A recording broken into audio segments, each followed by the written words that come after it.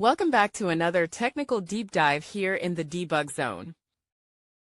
Today we're tackling a big question and breaking it down with insights from other users. Hopefully this clears up some misconceptions and helps you get the answer you need. So buckle up, stay a little curious, and let's jump right in.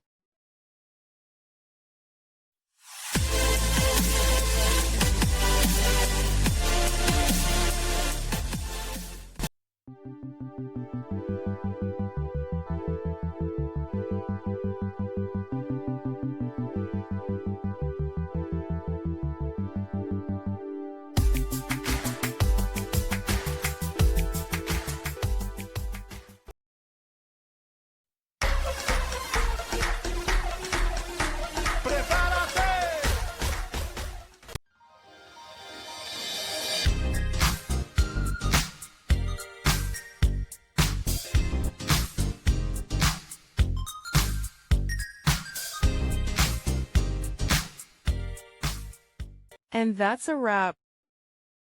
I hope you found the answer you were looking for. If you did, take a second to hit that subscribe button. It really helps out. And let me know in the comments which solution worked best for you. See you next time in the debug zone.